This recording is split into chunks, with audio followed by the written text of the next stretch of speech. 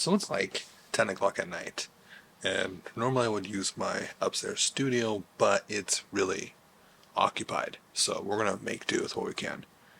Nikon just announced the Z50 Mark II, and it seems almost like a big deal, but not a big deal.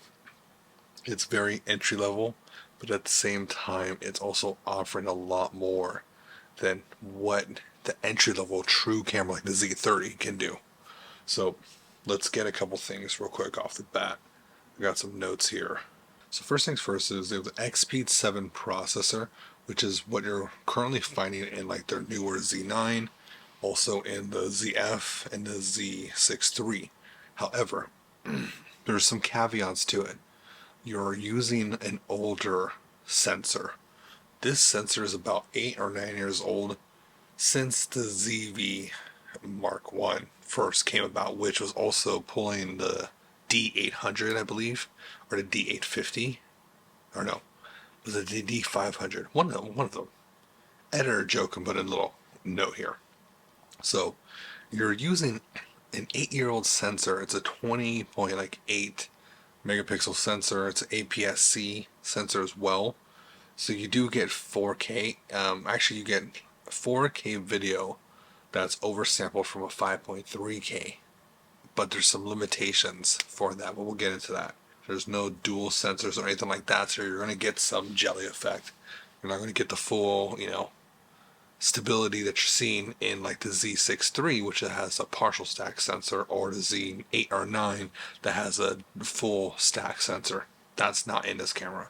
You get options for 15 or 30 burst shooting, which is a first, versus I think it's a standard like 5 to 11 burst shots.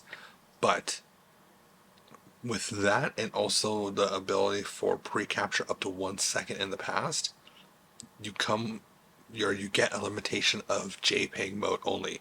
So if you're a person like me that likes to shoot raw, you're not going to be able to shoot raw.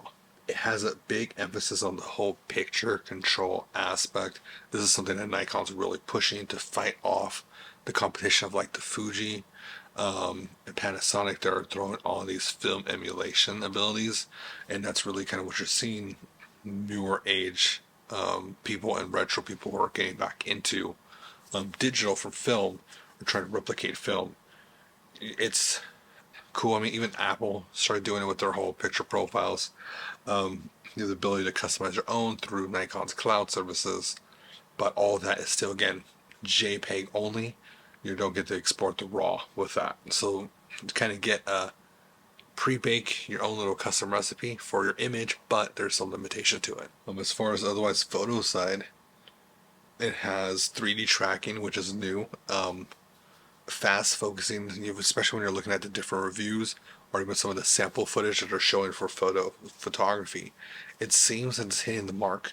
And a lot of people, when this first Z50 came out, it was pretty well renowned as far as a decent APS-C camera. Nobody really complained. Some people actually felt that the ZV or the Z50 reacted faster as far as autofocusing than like the Z6 or the Z7 at the time. So it's definitely good to see that that's improved. But video side is really where you're seeing the idea of like the Z30, a content creator versus a camera, get implemented into the Z50. So you get, first time ever, you get both a microphone jack and a headphone output jack, which also can double for like a remote control. But to be able to connect headphones, you're really starting to enter into that video world, right? Also with that, you get 10-bit capture up to 4K 30, or sorry, 4K 60.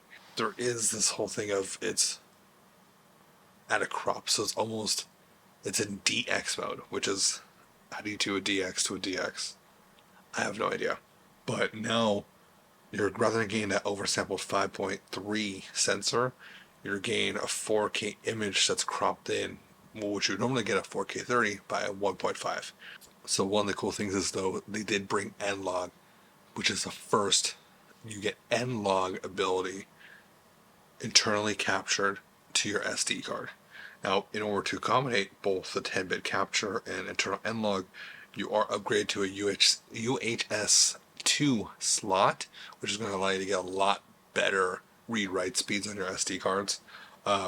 It's been highly requested for the longest time, so I'm glad to see it's come now, right? But you only get access to one card. You don't get like the ZFC or the ZF, where you got two card slots. You only get one. So this is definitely not like the professional redundant recording or redundant shooting kind of camera. This is very much your maybe consumer, prosumer, those who are barely like, doing it for fun and perhaps a little bit of gig work. Interesting thing they keep talking about is a UVC native, which is supposed to be a first. So before, whenever you want to use your Nikon camera with a computer as a webcam, you needed to use your Nikon webcam software. Now that software limited your capabilities to 720p in 30 frames a second. It wasn't that good. So typically you're required to use some kind of capture card. Now, if it does have UVC support, my question is it going to go to 4K 30, 4K 60, or is it going to be limited to 1080 60 or 1080 30? Nowhere have I been able to find that online. So if you find it, drop it in the comments below. The camera itself, body alone, starts at $909. A couple of the benefits, let's talk about the benefits. You get 4K 60, you get N-Log, and you get a viewfinder, which is the biggest thing that having the Z30 I've missed is not having a viewfinder, especially if I want to take it out for some run and gun, street shooting, or something like that. Travel light. I can't rely on the Z30 for photos as much without that viewfinder. It just, the screen doesn't work. Otherwise, you get a lot for a step up or a second gen. And so I could see where some people are saying, hey, it's very entry level, it's very basic, but at the same time, it's packing a lot. It's just, if I was in the position, right, where I have the Z30, the Z30 came out about a year and a half ago, the Z50 originally came out about 5 years ago, now it's brand new. If I was to upgrade for almost $1,000, I'd almost say save up and get a Z6 III, because you're going to get a lot more for your money's worth. Definitely if I had a Z30 and I was going to step up to the Z50, I mean, a lot of features are cool, but for the kind of content level you create with the Z30, you're not fully ready for N-Log. You're not ready for 4K 60. I think it's putting a lot of power in your hands that it's like getting a Ferrari only to keep it in like third gear, right, for street driving. If you are not in the mirrorless world at all, like let's say you still have your D56 or 5700, you got yourself a D30 or 3000 series, D5000 series, hell, maybe if you got a D7200 or a 7000 series, and you're ready to step up to mirrorless, and you want to still keep APS-C, I would say that it's the camera to beat for Nikon. I think it's something to consider. If you're a content creator and you're looking to get your first camera, versus like using your phone, the Z50 seems like a better bet than the Z30. No offense to the Z30, I love my Z30, but the viewfinder, it just takes the cake. But if you have like a Z6, Z5, I'd skip the mirrorless unless you need like a second body or something like that.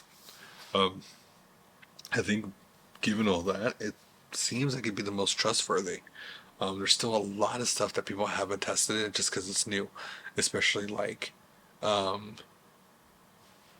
ability to, it has a limited recording, right, like the Z30, but the question is, will it overheat and how fast will it overheat? So that's definitely things to think about. But what do you think? Are you excited about the Z50? I know this is like a preview. I don't have my hands on it yet. If I even get my chance to get my hands on it, maybe Nikon, you could call me up. But if you're this far, leave in a comment Nikon. That way I know you got to this section, you got through the end of this video, and you're paying attention. I think it's a good little pop quiz, if you will. But otherwise, I'm Joe. This has been Mod to Excel. And as always, I'll catch y'all next time. Peace.